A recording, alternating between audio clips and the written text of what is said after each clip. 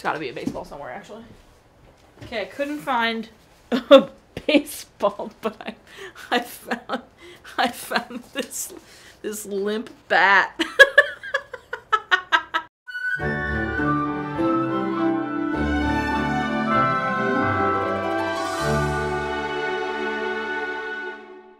Welcome back to Every Disney Movie Ever. My name is Jess and I'm watching Every Disney Movie Ever. Today I'm going to talk about The Rookie. The Rookie is a 2002 theatrical release. It's directed by John Lee Hancock, cinematography by John Schwartzmann, editing by Eric L. Beason, music by Carter Burwell, and it's written by Mike Rich. John Lee Hancock is best known for The Blind Side, The Highwaymen, Saving Mr. Banks, and The Little Things. John Schwartzmann is best known for Pearl Harbor, Seabiscuit, Armageddon, and The Amazing Spider-Man. Eric L. Beason is best known for Joyride, Don't Breathe, The Haunting in Connecticut, and The Love of the Game. Carter Burwell I covered in the video about a Goofy movie, the link will be in the description. Mike Rich is best known for Finding Forrester, Secretariat, Radio, and this. The film stars Dennis Quaid and Rachel Griffiths. Dennis Quaid plays Jimmy, and I covered him in the video about The Parent Trap, the link will be in the description.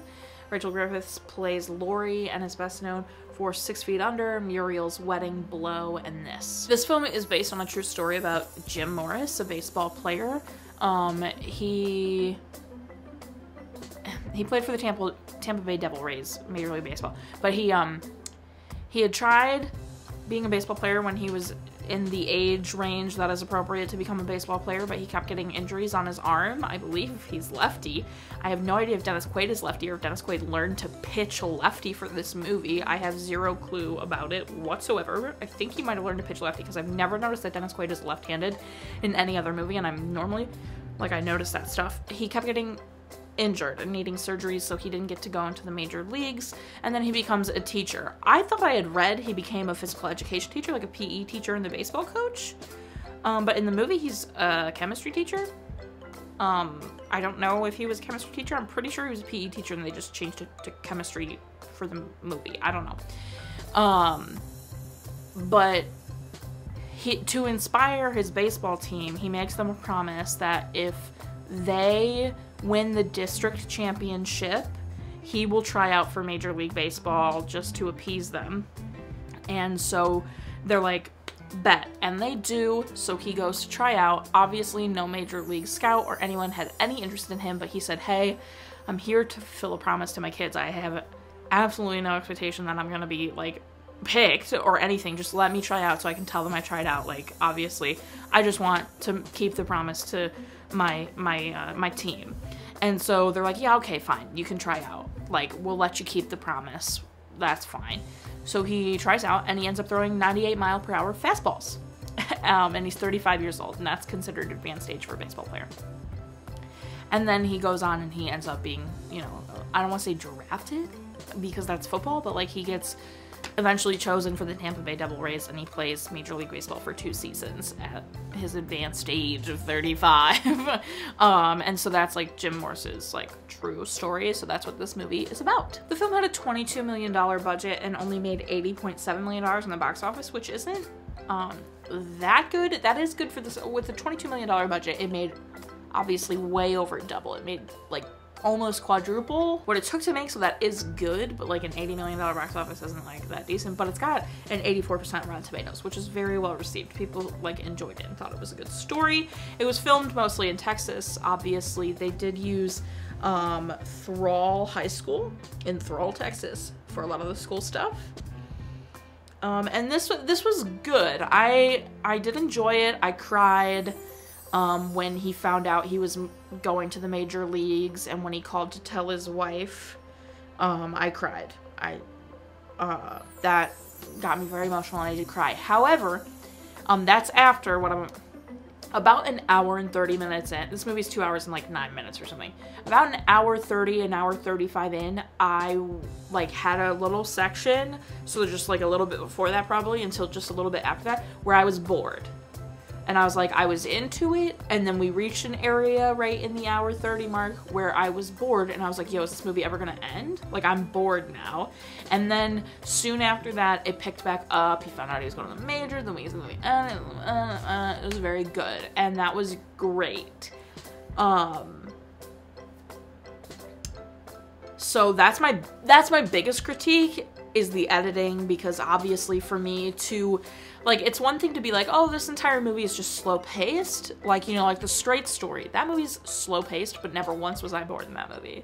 Where, like, this movie is slow-paced, and that's okay, but in that 1:30, around that 1:30 bubble, I was like, yo, this movie needs to be over. I'm bored. Like, he needs to make it or something. Like, whatever happy is going to happen to him needs to happen, because, like, I'm bored now. Like, how many times can I watch a dude throw a baseball in the same different shots but different? Like, you know, like, how many times? So, that's my biggest critique. However, outside of that little bubble of boredom, it is a good movie. The cinematography is stunning. The score is fantastic. Carter did a great job. And Dennis Quaid, obviously, is fantastic in the film. Homeboy is 60, like, almost 70 years old, dating a 26-year-old, so we do not stan Dennis Quaid by any means. But this movie, he did great. He did great. And it was, like, weird for me to realize that this movie was after The Parent Trap, so he's technically older than he was in The Parent Trap, because I was like, oh, wait, oh, it was hard for me in my brain to realize that. But the movie is good. I cried. It's a little, in classic format, is a little misleading. It makes you feel like at the end he won the game for them and all that. That's not the case. Jim Morris, from what I'm gathering, was a relief pitcher, so no game was won or lost by him. It's always given credit to the pitcher that, like, got them there. And the game specifically, at the end that we see him, he gets the 3 outs that are needed. They just wanted him to get 3 outs to end the game because they were getting beat so bad. The score was like 9-1 or something. And so the coach wanted him to go out there and end the game with this out, like a strikeout, so it could just be over. And so, like, it's triumphant for him because he got to go out there and do what he's supposed to do as a relief pitcher. But they didn't win. Like, they didn't win the game. Not that that matters. But I just need that to, like, go on record. Like, he had 13 strikeouts as a relief pitcher, but he never, like, won or lost a game. Like, he was never given credit to win or lose a game. And then, also, like, they didn't win that game at the end, even though they make it seem like he might. Like, they did. They didn't. Like, even in the movie, like, it's never said that they won. He just did what he was supposed to do by, like, striking the person out. So, anyway, I digress. The movie's too long, but it was very good. The scene, so I cried when, I told you when I cried, but I did get very emotional at an earlier scene. Lori is telling Jim that she doesn't think he should pursue the baseball thing now that these scouts are coming to him and everything, because he's got a good job lined up that he's gonna go to, and, like, he needs to provide for his family, and, you know, she doesn't want to see him get hurt again. He's had all these injuries, whatever. But then she goes and puts her oldest son to bed, and when she's putting her oldest son to bed, she sees all this baseball stuff in his room and these players that he idolizes and everything, and realizes that her husband has a chance to be that baseball player to someone's kid and to their own kid.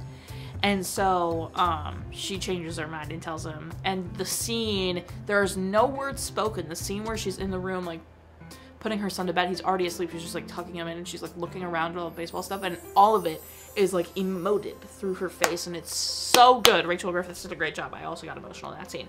That, my friends, is everything I have for The Rookie. Definitely watch it. It's on Disney+. It's a good little watch. I don't think it's the best sports movie. Don't think it's the worst sports movie. It was fine. It was good.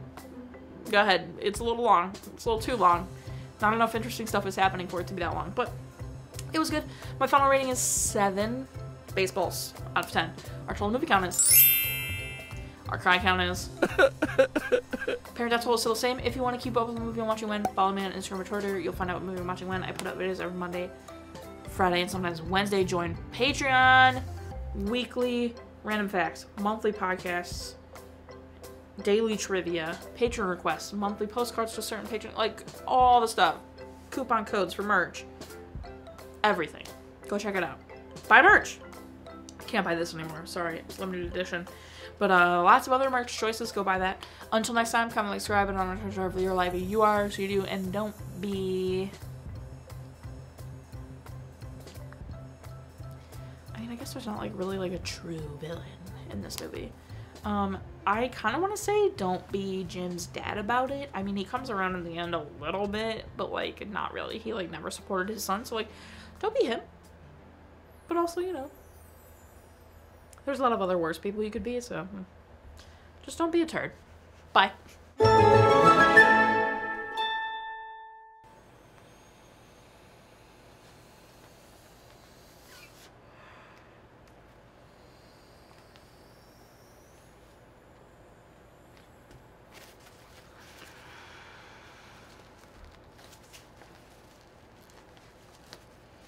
Okay. I've done it.